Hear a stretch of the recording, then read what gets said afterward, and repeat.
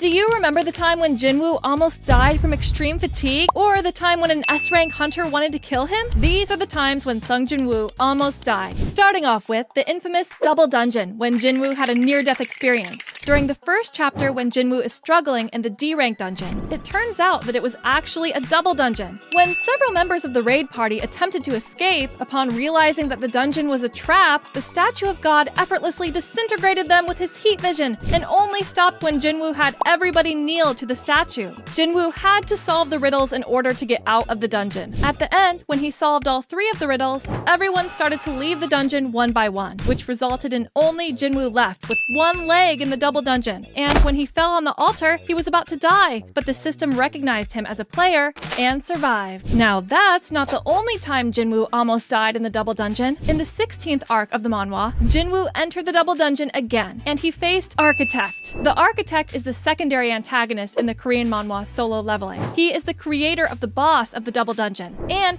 the creator of Sung Jin-woon's program, The System. When Jinwoo fought him, he almost died during the battle with him. According to the calculations made by the Architect, Jinwoo was supposed to die, and the original Shadow Monarch should have emerged in his body. But Jinwoo played an Uno reverse card. Eventually, the Architect was slashed into numerous pieces by Jinwoo as they engaged into another battle after he came back to himself. It was also the time when Jinwoo received the Black Heart, the heart of the real Shadow Monarch. Next off is the time when Jinwoo almost died from a bunch of goblins. You see, his body was really fragile at the start of the series. Not only that, his magic power was 10. Even the weakest E-rank hunters have the magic power of 70. Because of this, he almost died several times at the E-rank dungeon gates from the goblins, but he survived because every time Juhee was here to heal him. The entire world should really thank Juhee, because if she hadn't healed him, the world would have been destroyed by the Dragon Monarch. Speaking of Dragon Monarch, did you guys know that Jinwoo almost died fighting him? You see, at the start of the battle, Jinwoo suffered a lot to even land a single blow on Antares. As the battle goes on, the rulers appeared in the sky, and Antares finally realized that Jinwoo is buying some time. He tried to land a final attack on Jinwoo, but he got fatally stabbed with their spears. Antares admitted that he never had a chance of winning from the start, right before he succumbed to his wounds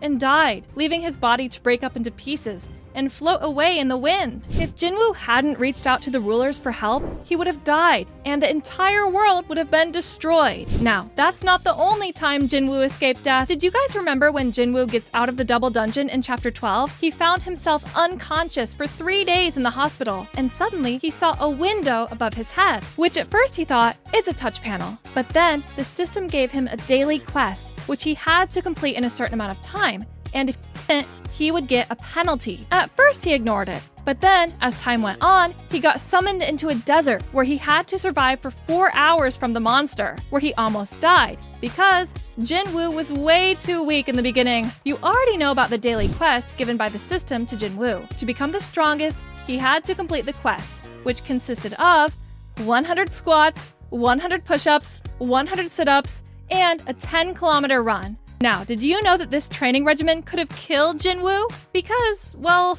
we know that Jinwoo is the weakest hunter at the starting of the manhwa, and his power level is 10. Even the E-rank hunters have the power level of 70. Going through all that training for a person like him can cause serious damage to his body parts, which can even result in his death. But after completing his daily quests, when he is fatigued, he heals his body by an option given by the system to gain strength or to heal the body. Thanks to the heal option, Jinwoo is still alive!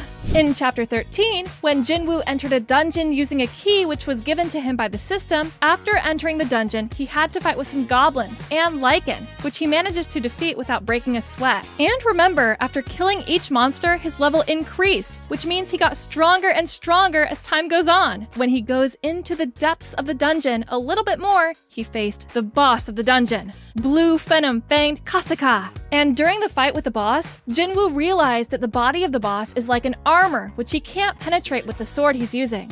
After trying again and again, he almost lost his hope because the boss was just so strong. But he was nothing compared to the god in Double Dungeon. Thanks to the memories that he faced in the Double Dungeon, he gathered the courage to fight him and survived. In chapter 18, right after he fought the Blue Venom Fanged Kasaka, he entered another C-rank dungeon. And the leader of this raid was Hwang Dong-suk, the brother of Hwang Dong-soo, an S-rank hunter. Now, Jinwoo did not almost die because of the dungeon, but he had a near-death experience because of Hwang Dong-suk. Hwang Dong-suk's plan was to kill Jinho and take his expensive gears, as well as the crystals in the boss room, by trapping him in the boss room. When he was about to attack Jinho, Jinwoo got the notification from the system to unalive Hwang Dong-suk. If Jinwoo didn't get the notification from the system to unalive Hwang Dong-suk, Jinwoo would have died. Thanks to this incident, Jinwoo was just about to die from this scary-looking dude. Sung Jin-woo killed his brother in a dungeon because the system asked him to do it. With the excuse of wanting to avenge his brother's death, Hwang Dong-suk flies to Korea to kill Sung Jin-woo. But at that time, Sung Jin-woo was already fighting the elves in a Red Gate dungeon. Thanks to the Red Gate, Hwang Dong-suk was not able to enter the dungeon. If Jinwoo fought Hwang Dong-suk at that point in the series, Jinwoo would have died because he was not as strong as an S-rank hunter. After a few chapters, Hwang Dong-suk again challenged Jinwoo when Jinwoo visited the United States. Hwang Dong-suk fought Jinwoo, wanting to avenge his brother's death, but he was no match for Jinwoo. Jinwoo killed Hwang Dong-suk in a single punch and extracted his shadow, which resulted in him being a shadow soldier for Sung Jin-woo. Speaking of shadow soldiers, do you know the time when he almost died by the hands of one of his shadow soldiers? In Chapter 38, when Jinwoo was raiding a dungeon, he came across a boss room and met Red Blood Commander Igris. Just by seeing him, Jinwoo knew that he would die if he made even a slight mistake. The strength Igris possessed was unreal, and thanks to Jinwoo's battle IQ, he somehow manages to defeat Igris and extracted his shadow. Jinwoo also had a near-death experience fighting the Demon King. The Demon King Baran was not the strongest of Sung Jin-woo's adversaries. However, at the time he fought Baran, Sung Jin-woo was weaker than him. When Jinwoo fought Baran, he struggled the most. But with the help of the Shadow Army, Jinwoo was able to escape death and defeat Demon King Baran. Did you remember the time when 3 monarchs teamed up to eliminate Jinwoo? You see, just before the dungeon break in Japan, 3 monarchs decided to attack Jinwoo all at once to eliminate him. And yes, they were in fact successful in eliminating him, but thanks to the black heart he possessed and Jinwoo's dad, Jinwoo escaped death once again! Watch this video to know some amazing solo leveling Easter eggs.